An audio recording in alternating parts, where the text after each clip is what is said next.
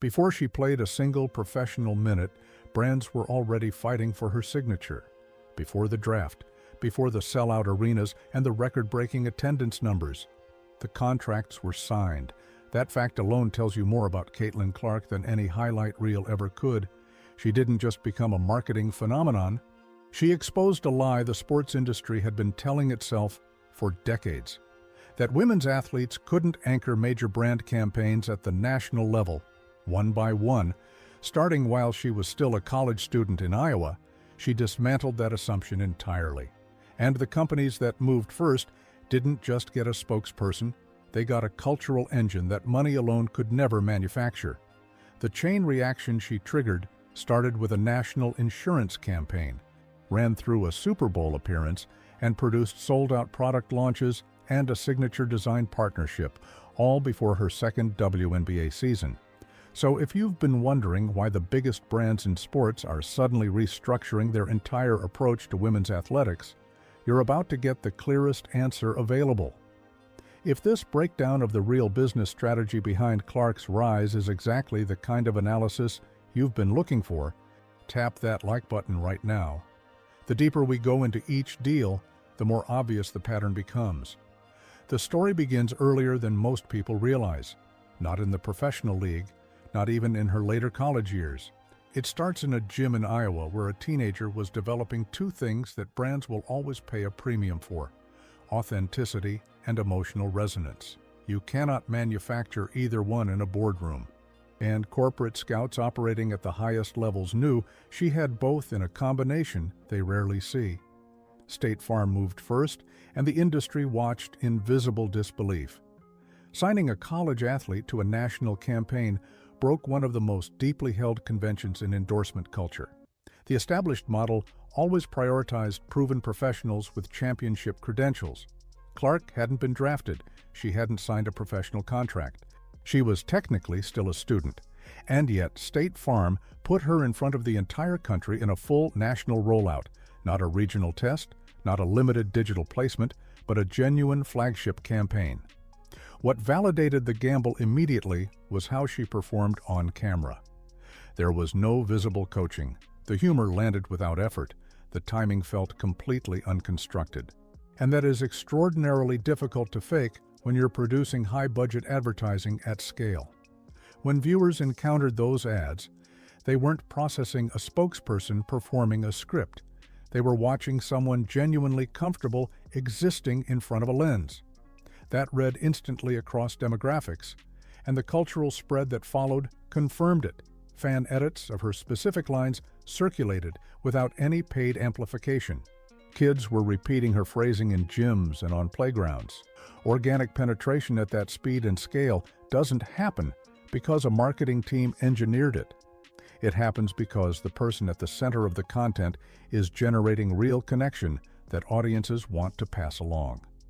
Nike's decision is where the full weight of her influence becomes impossible to minimize.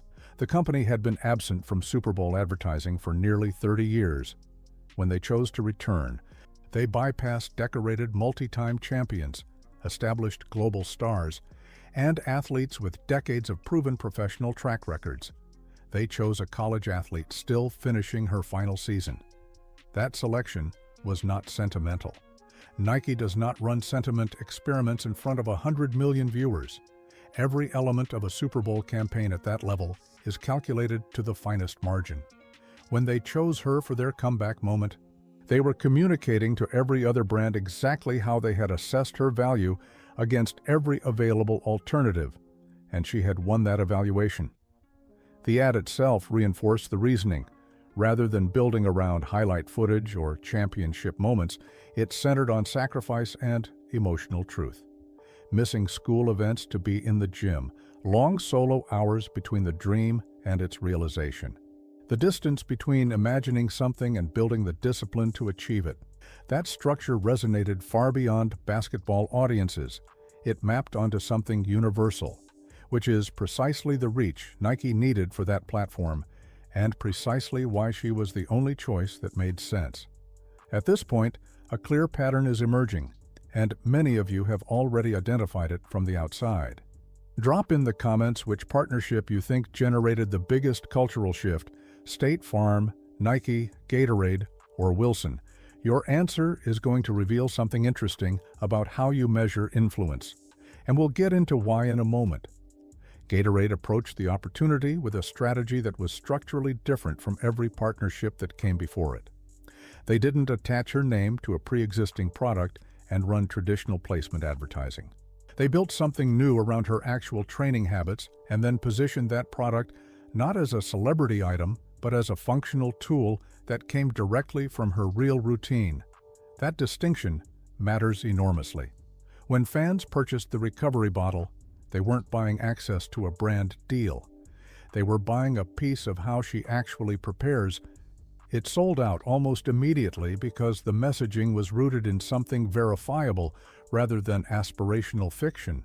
Wilson's move went further than any of the previous partnerships in terms of structural significance. They didn't ask her to model equipment. They didn't photograph her holding products for lifestyle campaigns.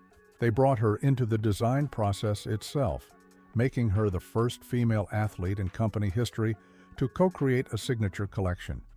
The campaigns they built around that collaboration leaned into quiet authenticity: the sound of a basketball, the focus of an empty gym, the relationship between a player and the game that shaped them.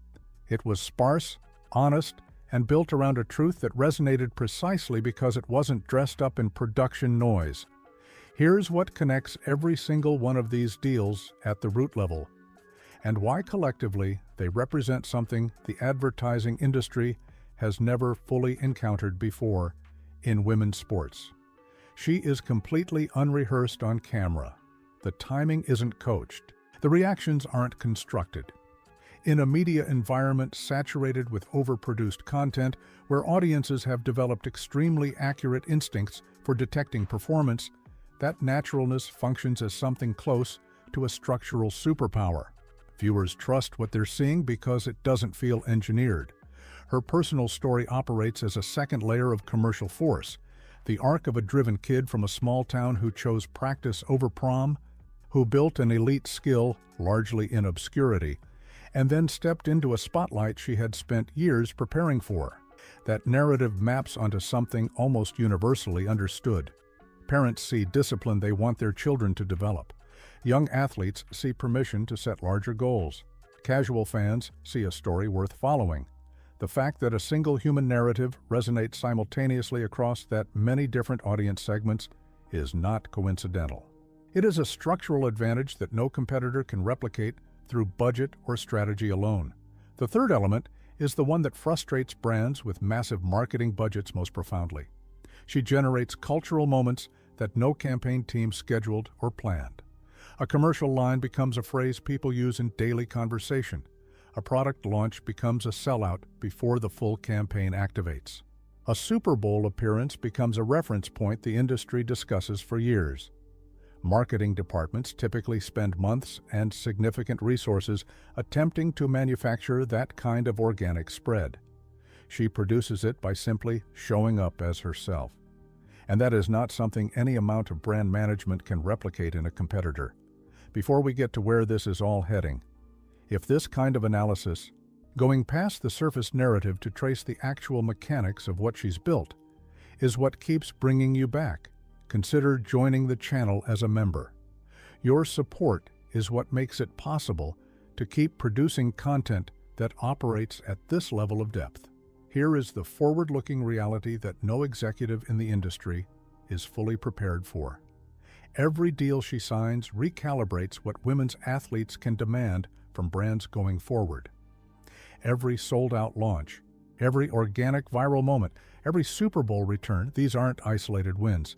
They're data points in a cumulative argument that is progressively rewriting the financial logic of sports marketing investment. Decision-makers who declined early opportunities are watching a category grow beyond what their original models projected. The question they're sitting with now is not whether to invest in women's sports. That debate is over. The question is whether they moved too late to secure the positioning they needed. The next major partnership she announces will not just be a business transaction.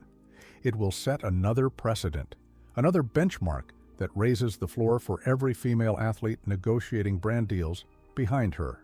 What she has built is not a personal success story. It is a permanent shift in how the industry calculates value, and the brands that understood that earliest will hold that advantage for the long term. If this kind of deep dive into the business and strategy layers behind the league's biggest stories is what you come here for, subscribe and hit the notification bell, because we do not stop at the surface. Next, we're examining how the Fever's front office decisions this offseason could directly reshape Clark's professional trajectory heading into next season. And the implications for the league's power structure are bigger than most people are tracking right now. That one is worth clearing your schedule for. We'll see you there.